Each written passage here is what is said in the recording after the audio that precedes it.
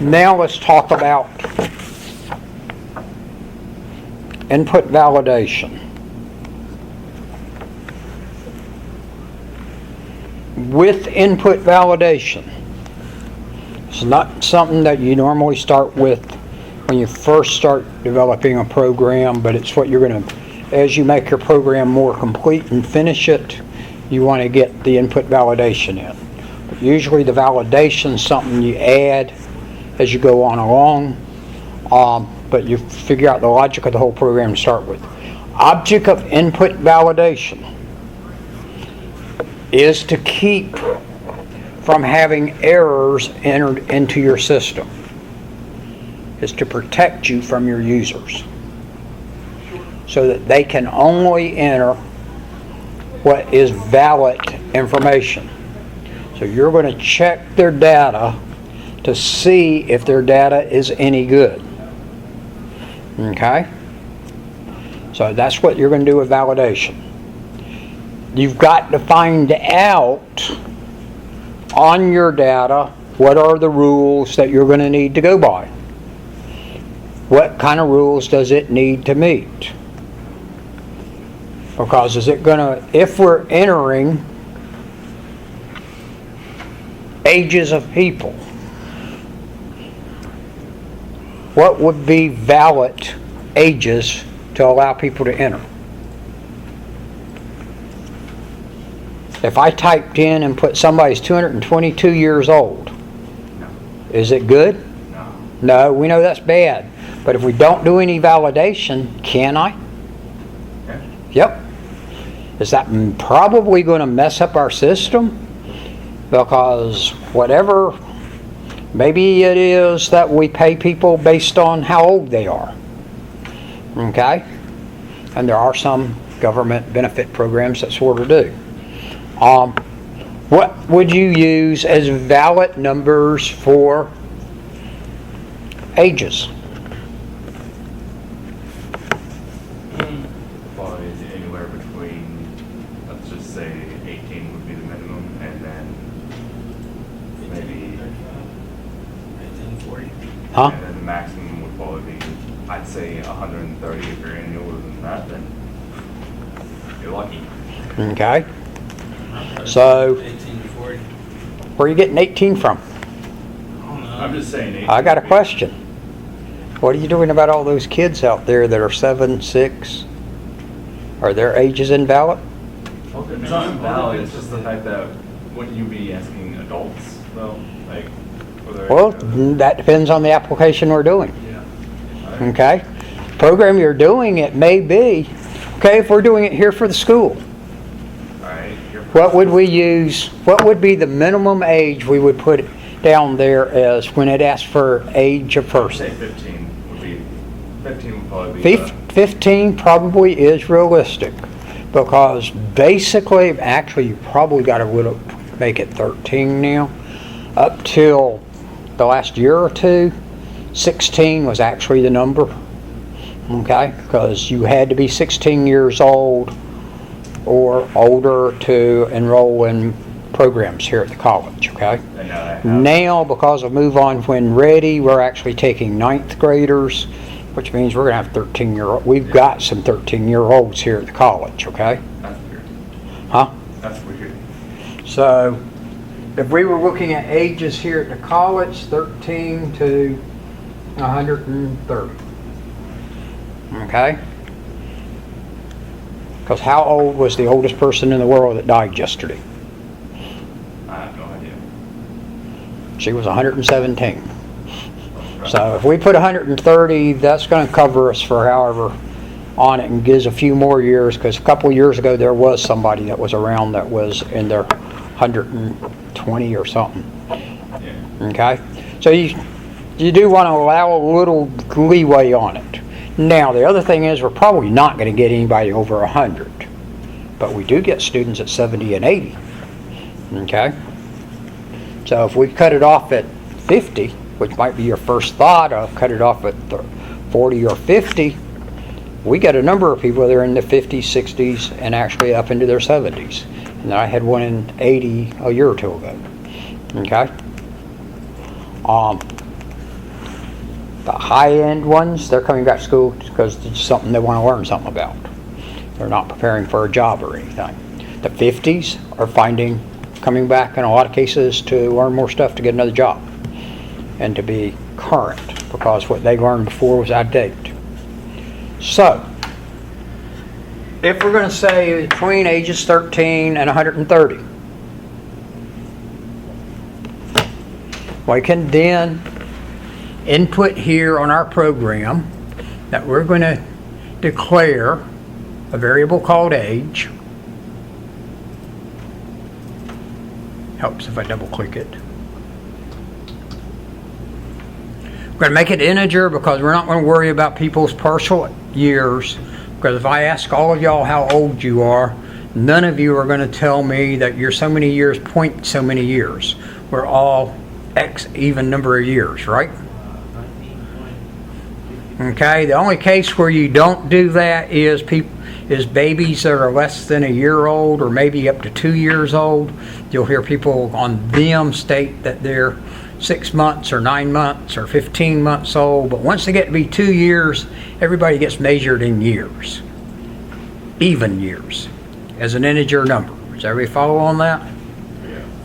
So you get on up like my uncle who turns 95 in June, that he will be 95 years old from June 1st till next June 1st, okay?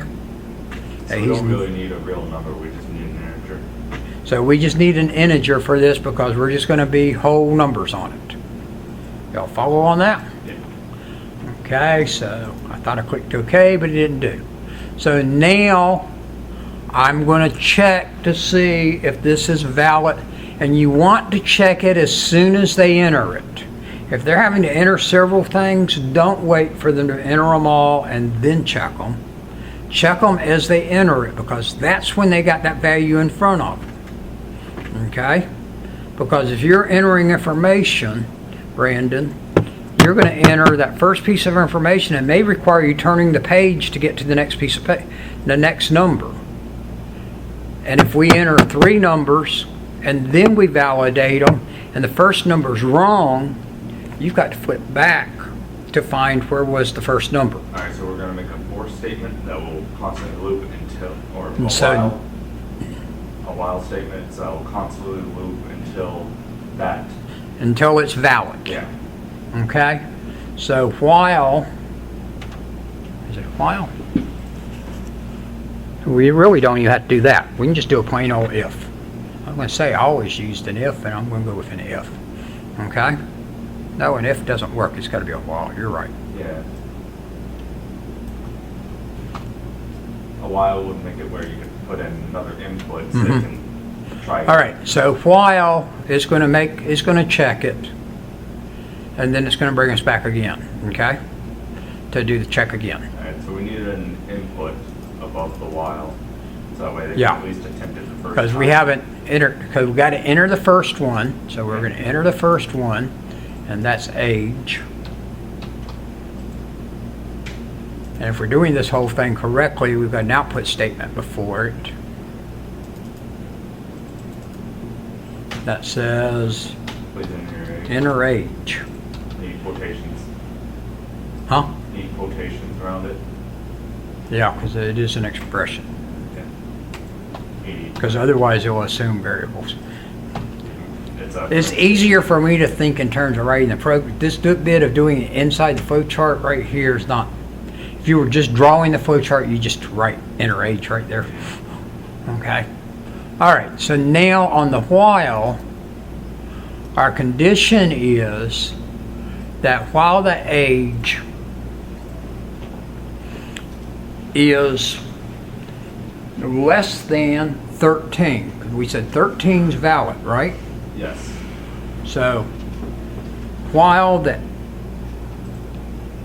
age, because we're going to tell it what's invalid, while age is less than 13 or age greater than 130. I didn't even notice I used the same numbers in there. we'll put OK. Now, if that's true, we're going to give them a message. Please enter a valid age.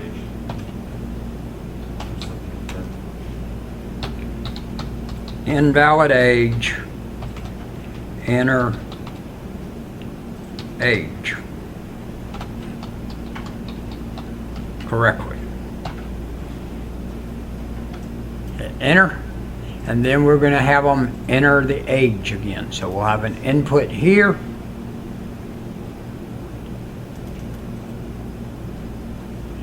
When you're writing actual programs, you don't have to do quite as much work. And we'll click OK. And just to have it do something after we've done all of that, we're going to tell it to print the age. So now, we're going to validate their age. We said it's got to be between 13 and 130. But we said if the age is less than 13, it's invalid. And we're going to come over here. Or if the age is greater than 130. Notice we used or there. If either one of those is true, the whole statement's true. And would not work there. Because and can never occur. You could never have an age that was less than 13 and greater than 130. Okay? Y'all follow on that? Follow the or condition.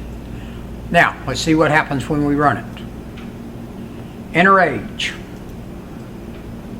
All right. How old's your mom, Brendan? 1,000 years old. Okay. I won't tell her that, okay? There we And go. it says that's an invalid age. She's actually, what, 35? Try 45. We'll call her 35. Okay. She'll be happier with us if we put Yeah, 35, she will be okay? happier. And it prints out 35. Alright, it works. Okay? Let's try it again.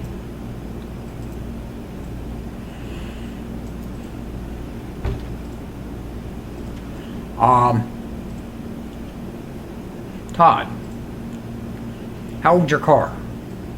2009, so So it's 8 years old, right? yeah. Okay. Can your car come to school here? Nope. Pick him up. The car's too young. Yeah. And it's only 8 years old. My car can vote. My truck can vote. My car can't vote yet. My car can vote in 2 years. My truck can vote now. If it was a human. Because at 31 years old, it's eligible to vote, right?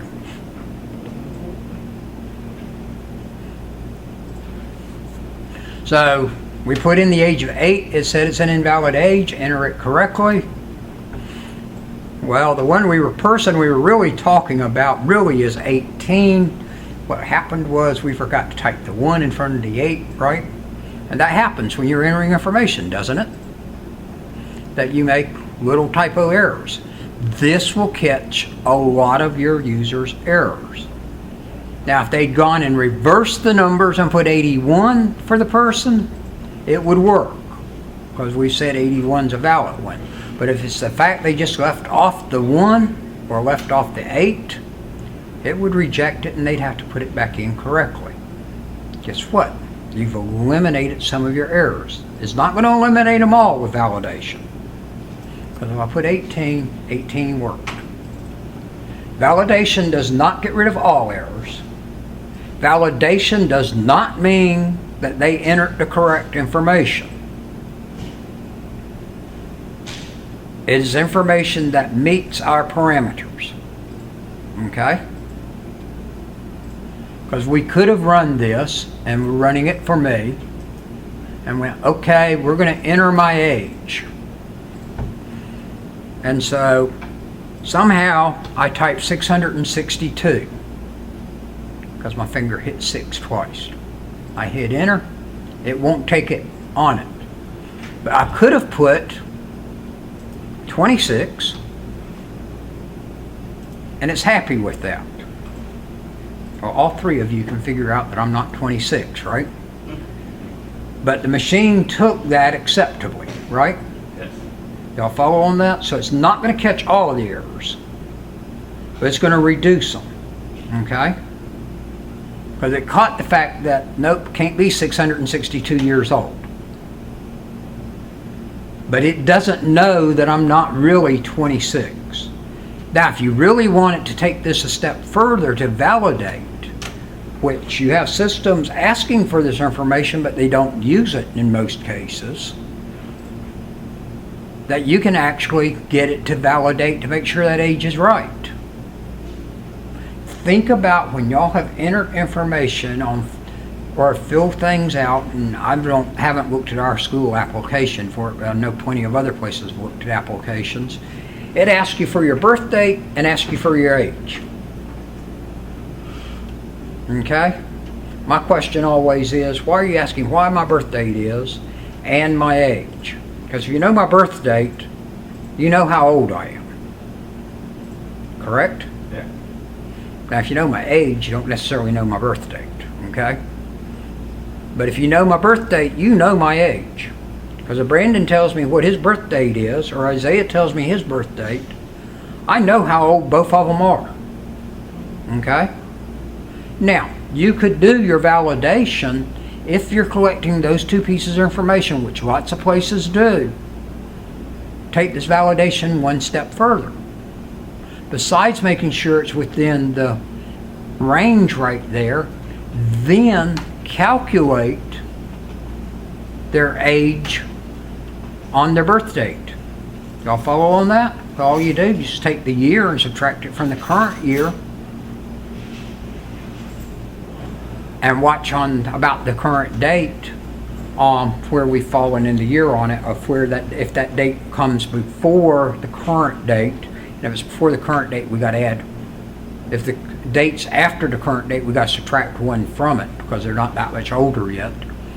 And then compare that number you just calculated, because they gave you the birth date, so you can calculate their age, and compare the age you just calculated to the age that was entered for them. Guess what you've got now? You've taken the validation a step further.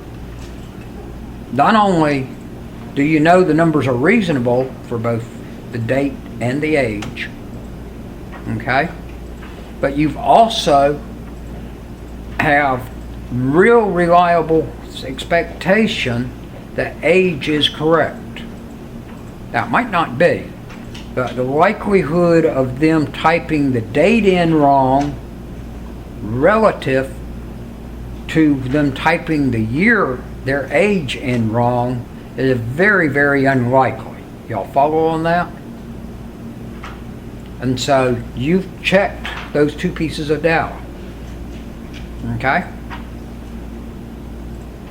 But validation's not going to normally tell you, although unless you take it to that level of being able to check some stuff down real close, that you've got a way of knowing whether the information is real or not. But normally all you're doing is you're saying, I know the information that was entered is reasonable. Everybody follow on that? So validation's not a way to say the information's correct. Validation says when we get to the end of the semester, they will validate the grades I enter for y'all. It will only let me enter certain letter grades. And it's more than just A, B, C, D, F. We've got W's, we got I's, we've got A1, 2, 3, B1, or A0, A1, A2, etc. on the list. And S's and U's, I think, for the 099 classes. I think that's all you get in them. I don't think you get a letter grade in those. Or there's some class that you get S's and U's. So when I enter the grade, it's going to look at that whole long list. Actually, when I enter the grade, I have to choose it from the list. But Used to be I had to type in the letter grade. It looked and checked to see is the letter grade I entered a valid letter grade. But I may have given myself an F when I actually made an A. It would accept that on the validation, me getting an F instead of the A. But we know that was wrong. I'd know that was wrong when it came out. Y'all follow on that? So validation's not going to ensure that it's correct. It's just going to be that it's valid stuff. It could be, as I was typing the grades in, that Susie's name that comes before my name, that she made a B and I made a D. And that I typed a B for her and I type a B for me. Well, I goofed again. Should have given me a D, okay? So it was wrong, but validation say that's fine. But if I typed in a B for her and I gave myself an X, it wouldn't accept that because X is not an acceptable letter grade around the school. Y'all follow on that? So it would throw that out, so it reduces them. But it does not get rid of all our errors. Okay? And typos occur. Because I'm pretty sure all 4 of y'all are just like me, that we make typos at different times. When I'm entering letter grades, I try not to make any. And I think I've made 1 or 2 over the years, but it's been minimal. I try to keep that down as minimal. And if somebody does point out the grade doesn't look right for them, I look back and see, and then I try to also look back and glance at what I've given on it before I submit them anyway, to make sure I think I turned them all in right. Okay? And sometimes something can slip through. So, it's just a way to narrow it down. Okay? And so that you reduce the likelihood of errors. Validation is extremely important there. Okay? If you don't validate, and that you need to build the validation in.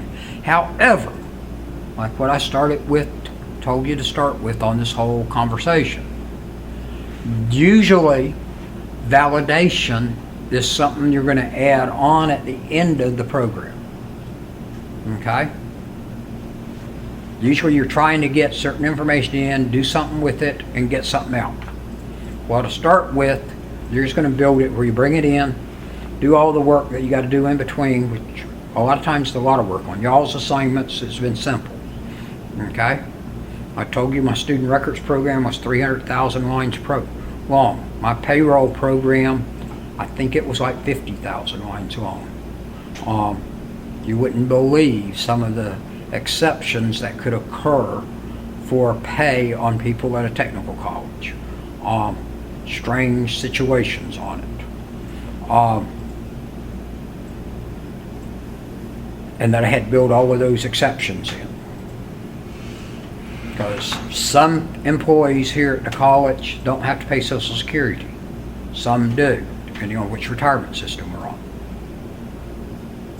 What used to be, with the college I was at, it had gone under Social Security in the 60s, and schools have never had to be under Social Security. The school system can vote to do that or not. Once they vote to go under, they're stuck under. Okay? Well, basically stuck under. But in the 60s, when they would do that voting, those people that voted against going under Social Security actually had the option, if they voted against going under Social Security and the school voted to go under Social Security, they had the option to not go under Social Security. And when I was there at that college, we had 2 people still there that did not pay Social Security. And the college didn't pay its share on them either. They were not under Social Security. While I was there. Also, they changed the retirement system rules, and I came out of under Social Security because the retirement I was on is not on Social Security. So you would add the validations later. So when I wrote the student records program to start with, I didn't put any rules in there about what valid grades were. And actually the first time the first time or two that we used it, I didn't have the validation rules there. I told them they had to be real careful typing in.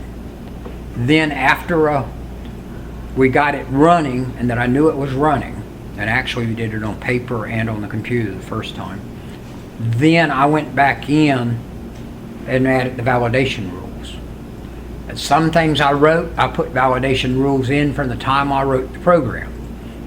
Because we had one person there at school that whatever you gave her a program to run, and she was working in the office and running some of these different programs, she could put in some of the weirdest things in programs and mess your program up really, really good. So I learned real quick with her that if she was going to be an operator of that program, to go ahead and proof it for her. Make it safe for her to use, that she couldn't goof it up. She still could, but things she did was always off the wall. That she gave Brandon a Z for his class grade. Okay? So just by validating the data being entered, took care of that, Brandon didn't get a Z. That it stopped her and said, you can't give that grade to Brandon. Okay? And so then she'd get the correct grade almost always otherwise, but she'd come up with this off-the-wall stuff. We had some employees, when she put in payroll hours on people, we had people that worked 1,000 hours a week. How in the world someone worked 1,000 hours in 1 week, I'm not sure. As hard as I've had to work sometimes at the different jobs, I've never come near 1,000 hours a week. There's only 72 hours, I think it is. Not 72, 128 hours in a week if I remember right. Or something like that.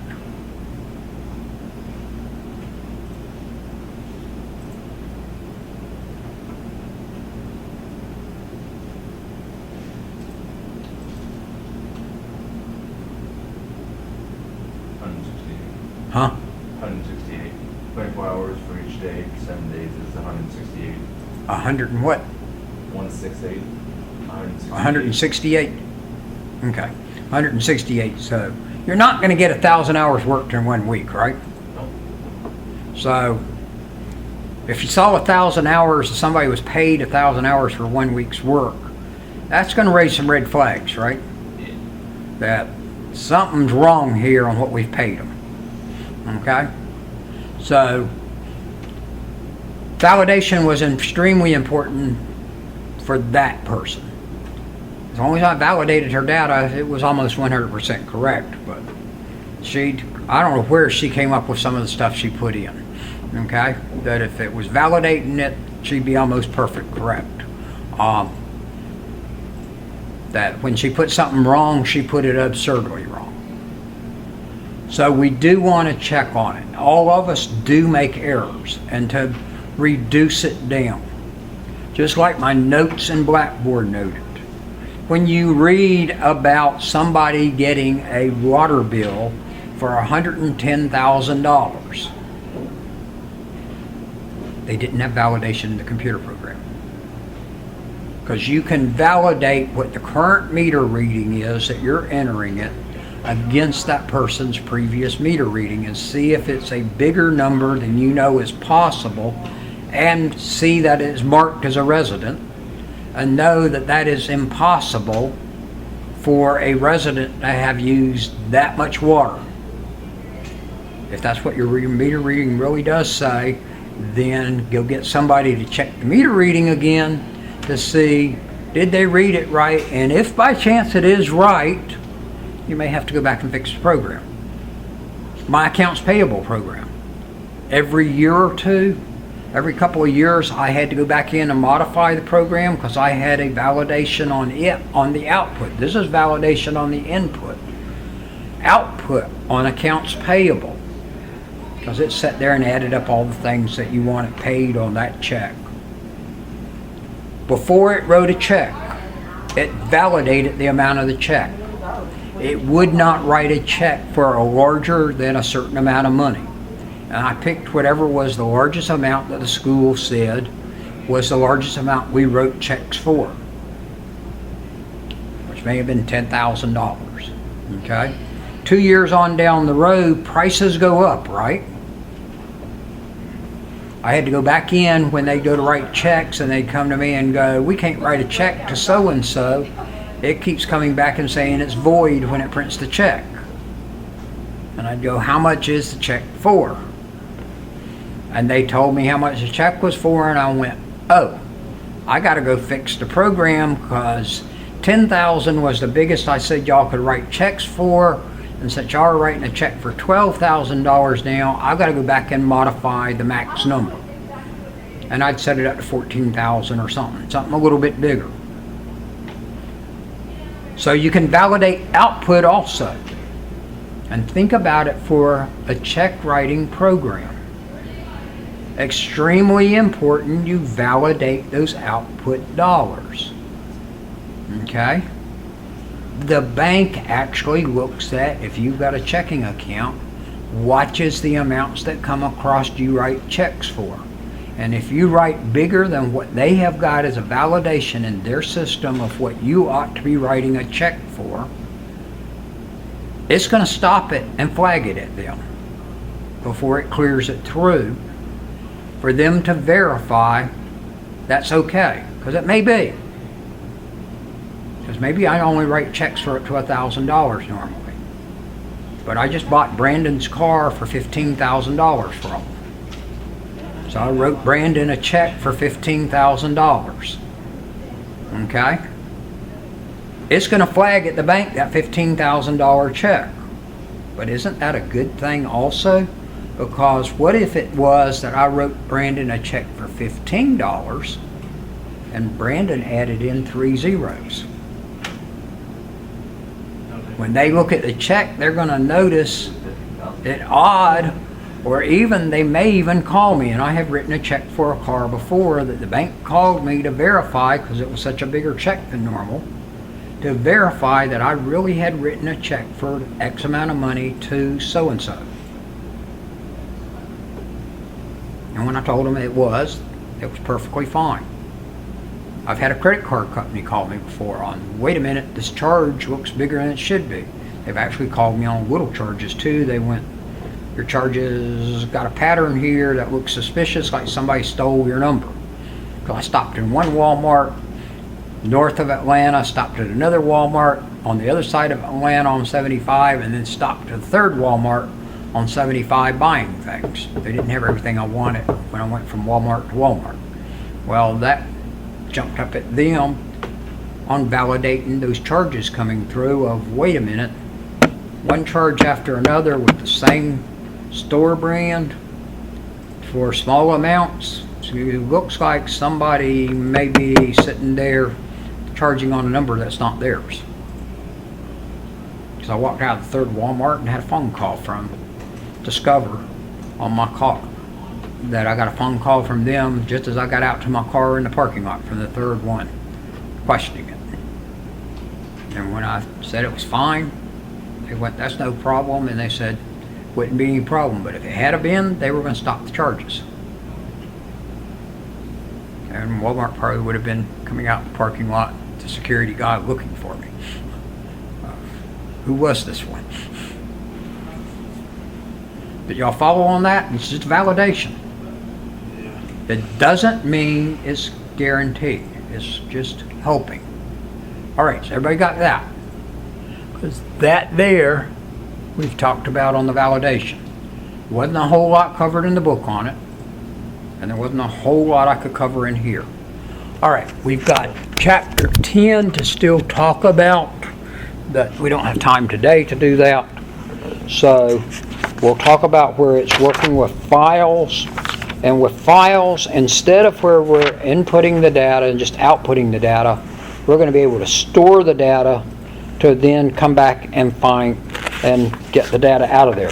Control breaks will be an interesting one on it that you'll need to pay attention to on that one, because control break logic is an important piece in there.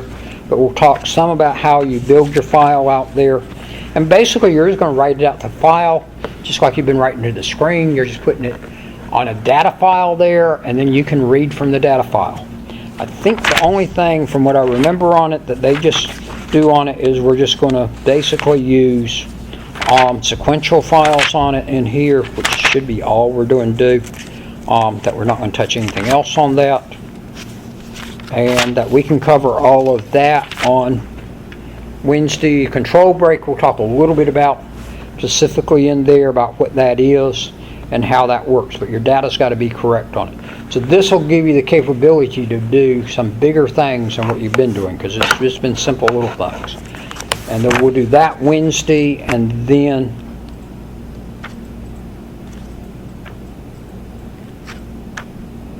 next week we'll talk about object-oriented programming, and we'll see what we'll do with that, but we won't do much on it, but just for you to be aware of that. Because everything you've done to this point through Chapter 10 is sequential programming. Okay? It's a top-down programming. Your programs work from the top to the bottom. When you go to run it, it starts at the top, and end is usually at the bottom, but it could be somewhere off, but the logic's going to be that it starts from the top and flows down to the bottom, or it could break out at some point and have a little loop that could actually stretches a little lower down. But the logic's been to do one thing after another as it goes along, which is top-down programming. And that's what we've been doing. Next week, we'll do something different, which will be the object-oriented program. And that can get rather deep on it, but we'll keep it a little more shallow on it, but there's all of that. All right, any other questions? So you know how to use built-in functions. You know how to build your own function, passing one or more parameters to the function, and two, you know how to validate your data. Okay? All right. Then I will see y'all Wednesday.